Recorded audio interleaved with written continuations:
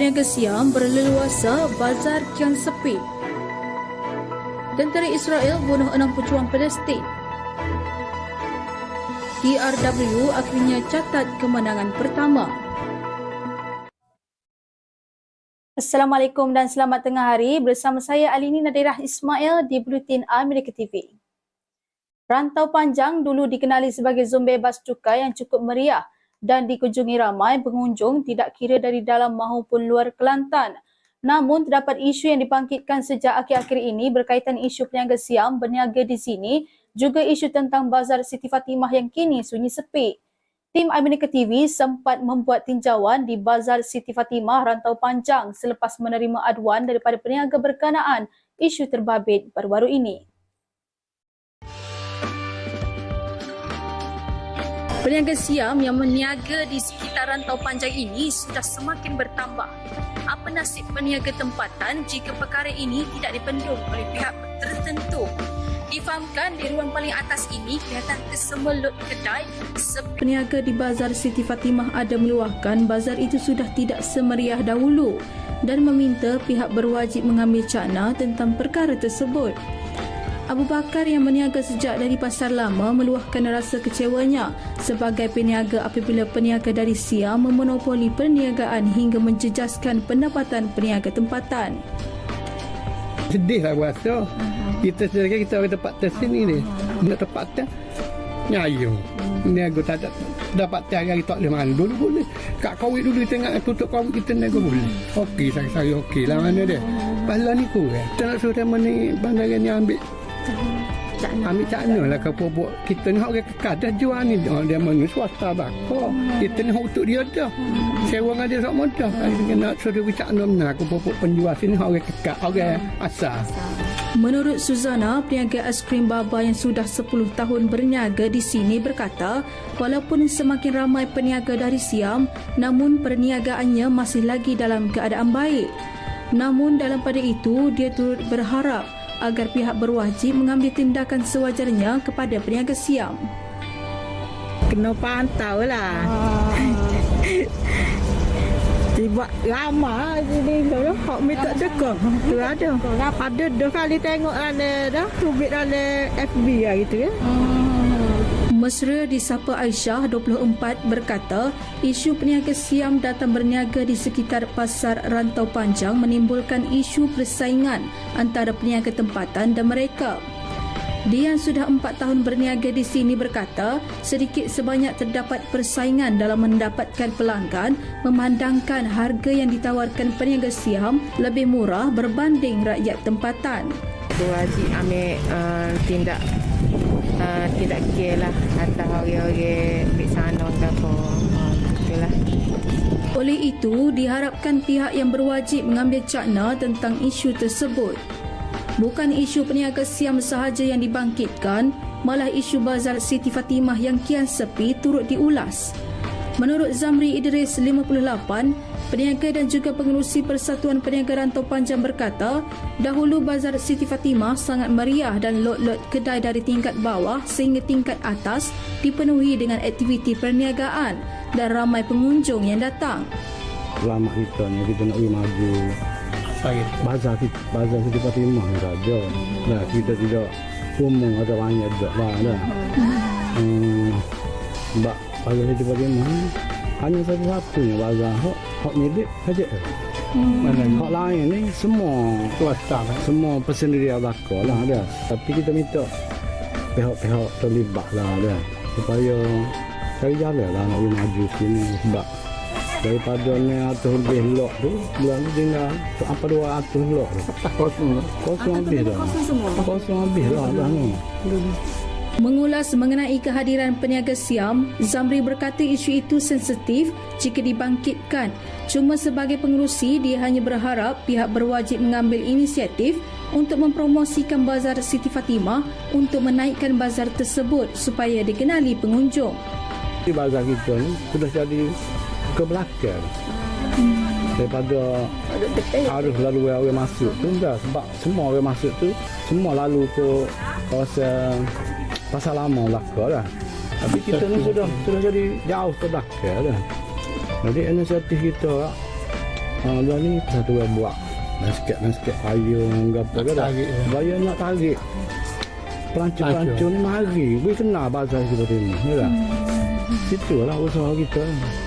Jadi kita minta lah di pihak-pihak kerajaan, pihak-pihak yang terlibat ni supaya cari jalan lah nak boleh maju. Setanding dengan Siti Fatimah ke Pasar Kaya Terengganu ke dah. Bazar Siti Fatimah merupakan satu-satunya pasar di bawah majlis daerah yang dahulunya cukup meriah sehinggakan kesemua lot kedai bangunan itu dipenuhi dengan aktiviti perniagaan serta pengunjung. Namun, kini bazar berkenaan sudah menjadi sunyi sepi dan dikabarkan lot-lot kedai di bahagian atas kesemuanya telah kosong dan tiada aktiviti perniagaan dijalankan.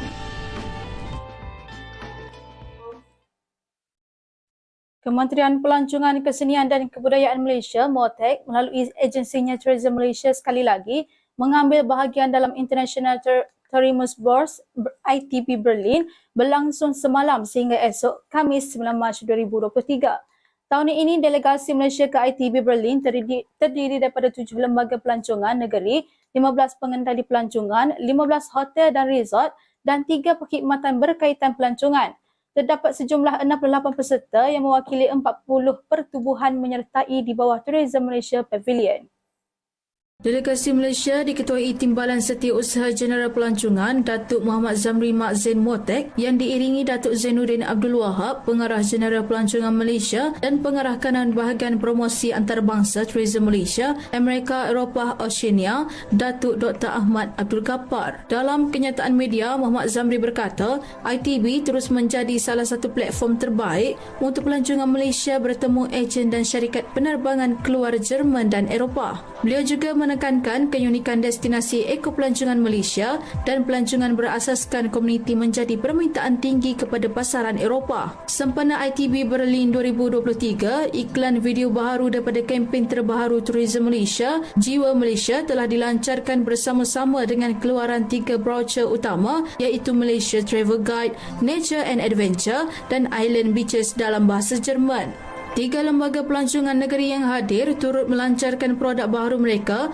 dan kempen Gombak Hulu Langat Geopark oleh Tourism Selangor, pakej Geopark Hijau Langkawi oleh Lembaga Pembangunan Langkawi LADA, penjenamaan destinasi baharu lembaga pelancongan Feel Sabah and Visit Melaka Year 2024 oleh Pelancongan Melaka. Sejak pembukaan semula sepenuhnya sempadan antarabangsa, Malaysia telah merekodkan sejumlah 10.07 juta ketibaan pelancong dan RM28.2 bilion bersamaan 6.1 bilion euro dalam penerimaan pelancong pada 2022 melepasi sasaran awal 9.2 juta ketibaan pelancong antarabangsa. Pada tahun 2023, Malaysia menyasarkan untuk mengalu-alukan ketibaan 16.1 juta pelancong antarabangsa dan menjana RM49.2 bilion bersamaan 10.5 bilion euro dalam penerimaan pelancong. Acara 3 hari itu diadakan di Berlin Expo Center City dengan penyertaan 125 negara dari seluruh dunia. Tahun ini genap 50 tahun penyertaan pelancongan Malaysia sejak pertama kali menyertai pada 1972. Kerajaan akan memastikan keupayaan mesin pengimbas di semua laluan masuk di negara ini dapat ditingkatkan untuk membasmi kegiatan penyeludupan di negara ini. Timbalan Menteri Kewangan 1 Datuk Seri Ahmad Maslan berkata pihaknya mengambil maklum berhubung isu penyeludupan yang semakin berleluasa terutama di Sabah yang menjadi laluan perdagangan paling rancak. Sehubungan itu, Ahmad Maslan berkata Jabatan Kastam Diraja Malaysia JKDM akan mengenal pasti semua kaedah untuk memastikan sistem pengimbas di laluan masuk di seluruh negara ini termasuk di pelabuhan dapat dioptimumkan dari semasa ke semasa. Katanya ketika ditemui media selepas tinjauan dan lawatan ke kaunter pemeriksaan Kastam Malaysia di lapangan terbang antarabangsa Kota Kinabalu KKIA di sini semalam. Yang turut hadir penolong Ketua Pengarah Kastam Zon Sabah Muhammad Nasir Daraman. Ahmad berkata semua laluan masuk di negara ini perlu mempunyai mesin pengimbas yang lengkap. Berikutan kebanyakan kes penyeludupan yang berlaku adalah berpunca daripada sistem pengimbas yang kurang berkesan. Katanya dengan keberkesanan mesin pengimbas, kegiatan licik penyeludupan seperti petrol dan diesel serta minyak masak dapat dikurangkan. Sementara itu, Ahmad Maslam berkata Sabah berjaya mengutip lebih RM1.79 bilion cukai sepanjang tahun lepas.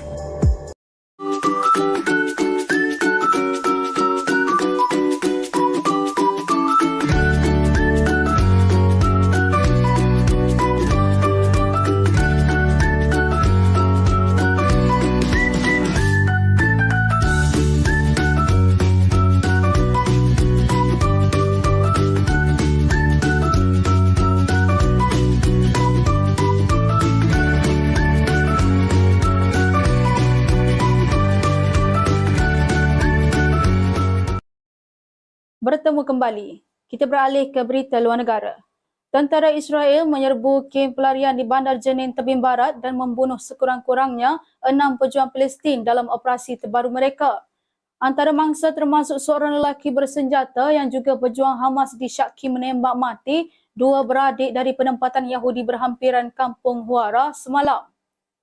Saksi berkata pertempuran tercetus selepas penduduk kem itu melihat tentera Israel keluar dari truk perabot berhampiran sebuah rumah di atas bukit yang menghadap ke tengah kem yang luas dan pejuang segera melepaskan tembakan. Dalam pertempuran bersenjata berikutnya, tentera Israel mengepung sebuah rumah di mana lelaki yang disyaki bersenjata bersama pejuang lain berlindung dan menembak peluru berpandu ke arah bangunan itu, menurut kenyataan daripada tentera. Kementerian Kesihatan Palestin berkata 6 rakyat Palestin terbunuh dan sekurang-kurangnya 16 cedera, manakala seorang anggota polis Israel cedera dan 3 cedera ringan. Tentera mengenal pasti seorang lelaki bersenjata anggota Hamas sebagai Abdul Fattah Karusha yang dikatakan menembak mati 2 warga Israel di dalam kereta di pusat pemeriksaan berhampiran perkampungan Palestin Huara di Tebing Barat yang diduduki pada 26 Februari lalu. 2 anak lelakinya turut ditangkap dalam serbuan pada masa yang sama di Bandar Nablus. Menurut kenyataan Hamas dan Daesh, kesemua yang terbunuh adalah lelaki bersenjata dari kumpulan Hamas, Daesh dan Fatah. Sementara itu, Menteri Luar Arab Saudi Putera Faisal bin Farhan Al Saud berkata, risiko ini bukan sahaja kepada Palestin dan Israel tetapi kepada rantau ini di mana situasi yang semakin meningkat di luar kawalan adalah penting. Bagaimanapun, belum ada tanda-tanda keganasan dihentikan menjelang Ramadan dan perayaan Paskah Yahudi. Kemarin, peneroka Israel yang menyerang penduduk Palestin di perkabungan Huara di Tebing Barat bagi menuntut balas terhadap insiden penembakan 2 warga Israel minggu lalu. Huara adalah perkampungan Palestin berhampiran persimpangan jalan utama di mana peneroka dan penduduk Palestin sering bertelagah dan menjadi titik pertempuran baru selepas keganasan menjadi semakin teruk selama berbulan-bulan. Tentera Israel dan pasukan polis sempadan menyuraikan orang ramai yang disifatkan oleh tentera sebagai beberapa rusuhan ganas di Huara. Rakaman video menunjukkan askar Israel menari bersama-sama dengan peneroka Yahudi di bandar itu pada perayaan Yahudi Purim. Setiausaha Negara Amerika Syarikat AS, Antony Blinken kemarin mengulangi kesaannya supaya kedua-dua pihak meredakan ketegangan di Tebing Barat dan keganasan dijangka meningkat dengan kunjungan oleh Setiausaha Pertahanan AS, Lloyd Austin minggu ini. Suruhanjaya Tinggi Pertubuhan Bangsa-Bangsa Bersatu untuk Pelarian UNHCR membantu lebih 1.5 juta pelarian dan pelarian domestik di 21 negara menerusi dana sedekah dan zakat yang diterima tahun lalu. Pegawai Asia Pasifik Islamic Philanthropy, Billy Stelges berkata, dana zakat dan sedekah agensi itu masing-masing menerima 21.4 juta US dolar dan 16.7 juta US dolar dalam bentuk sumbangan. Dana zakat membantu lebih 727,000 penerima bantuan di 17 negara, termasuk pelarian di Bangladesh, Indonesia dan Malaysia. Beliau berkata demikian dalam laporan tahunan Islamic Philanthropy 2023 UNHCR 23 semalam. Beliau berkata demikian dalam laporan tahunan Islamic Philanthropy 2023 UNHCR 2023 semalam. Dana sedekah pula membantu lebih 839,000 penerima manfaat di 15 negara pada tahun lalu, termasuk pelarian di Bangladesh, India dan Malaysia. Sementara itu, keperluan global UNHCR tahun ini meningkat kepada 10.2 bilion US dollar untuk membantu 117.7 juta pelarian dan pelarian domestik serta lain-lain. Wakil UNHCR di Indonesia, An Maiman, berkata jumlah orang yang terpaksa berpindah di seluruh dunia mencecah 100 juta kerana konflik dan perubahan iklim.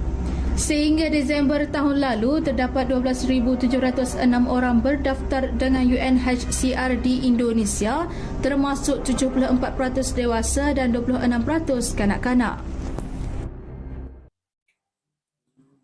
Amerika Syarikat mengumumkan dana sebanyak 26 juta dolar bantuan kemanusiaan baharu untuk pelarian Rohingya di Bangladesh dan tempat lain di rantau Asia. Ini berikutan kira-kira 1 juta anggota komuniti Rohingya yang kebanyakannya beragama Islam tinggal di kem-kem bantuan yang daif di Bangladesh selepas melarikan diri daripada tindakan keras tentera pada 2017 di negara jiran Myanmar. Tindakan itu menyebabkan berlaku satu krisis kemanusiaan terburuk di dunia.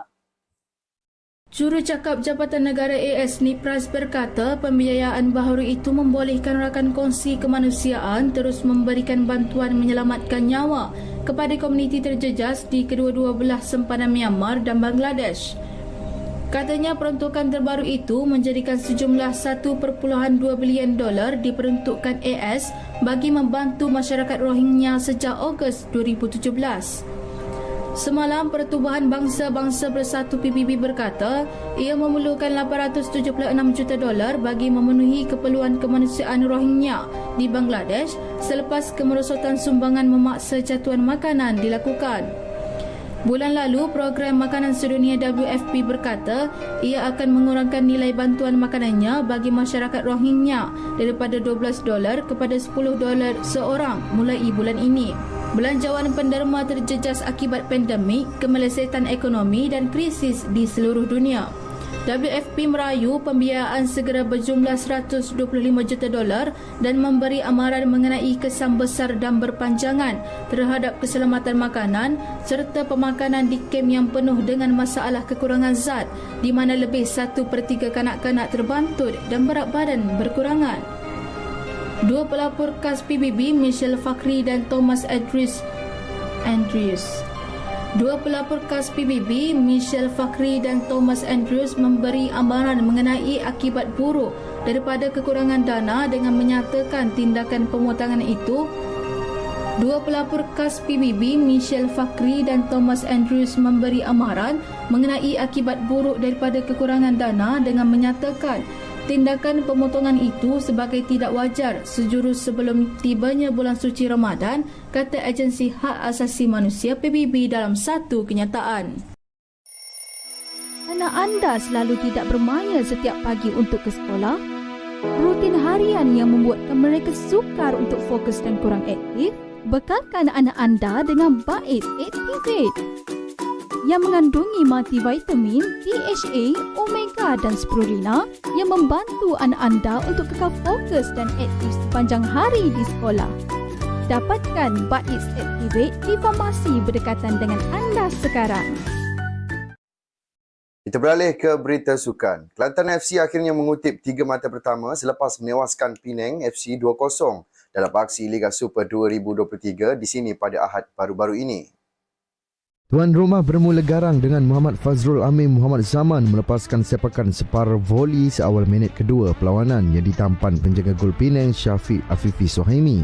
Kira-kira 10 minit selepas itu, sepakan lemah Muhammad Ikhwan Yazid mudah dibaca Afifi yang mendakap kemas bola. Penang cuba mengasap kubu anak buah Choi Monsik, namun tendangan Muhammad Faris Shah Muhammad Rosli melambung tinggi melepasi gol Kelantan.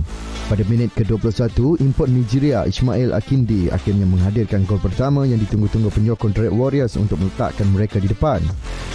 3 minit berselang, pertahanan Kelantan Muhammad Ghaffar Abdul Rahman hampir menambah derita pelawat, namun hantaran lintang sebelah kiri gawang Penang tersasar.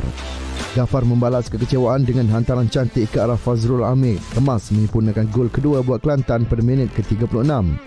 Kelantan mendahului 2-0 hingga tamat whistle separuh masa pertama. Bermula babak kedua, pelawat mengeluarkan 3 pemain iaitu Si Hihan, Muhammad Nur Izzat Cik Awang dan Muhammad Amir Azhar dan memasukkan Hassan Saad, Muhammad Rahmat Mangsuf dan Muhammad Hadif Azman. Pada minit ke-48, Miguel Angel Garrido gagal menjaringkan gol buat Kelantan. Penyerang Lubnan Hassan Saad atau Sunyi mencipta sedikit drama apabila dia baru dimasukkan di separuh masa kedua, dibuang padang selepas menerima kad merah gara-gara mengasari pemain tuan rumah. Pelawat cuba menguji gawang tuan rumah dengan beberapa percubaan bahaya namun buntu menjanikan gol menjadikan keputusan 2-0 kekal hingga wisil penamat.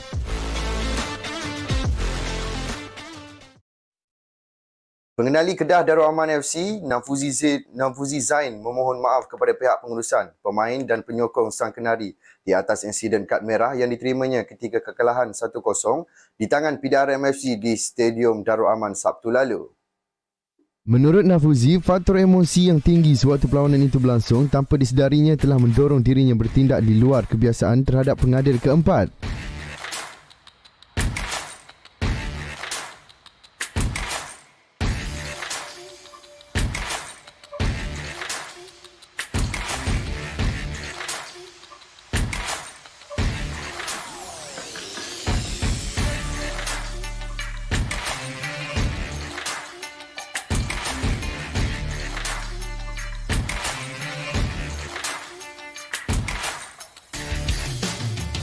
Nafuzi yang juga mengakui sepanjang bergelar jurulatih, beliau belum pernah melebihi batas seperti insiden yang berlaku pada minit ke-70 permainan itu.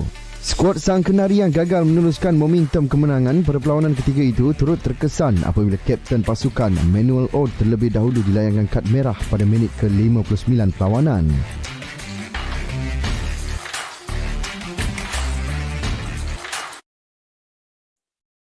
Sekian sahaja Buletin Amerika TV hari ini. Ikuti perkembangan terkini kami di saluran Facebook, TikTok dan YouTube Amerika TV. Sebelum mengakhiri berita hari ini, saksikan tip kesihatan yang dibawakan khas oleh Amerika Farmasi. Sebelum itu, kita mengimbas kembali kehilangan penerbangan MH370. Ia adalah insiden paling tragik dan menggembarkan seluruh dunia. Hari ini cukup 9 tahun insiden itu berlaku. Namun, kisah di sebalik kehilangan pesawat itu masih belum terungkai hingga ke hari ini. Kami di pihak Amerika TV merakamkan takziah kepada kesemua penumpang MH370. Saya Alini Nadirah Ismail. Assalamualaikum dan jumpa lagi. Yang mempunyai masalah rabun atau silau, cermin mata adalah sahabat terbaik mereka. Namun, ada yang memakai cermin mata tetapi tidak tahu menjaganya. Anda pakai cermin mata? Ikuti tips penjagaan cermin mata daripada optometris Nurin Izzati Rosmadi.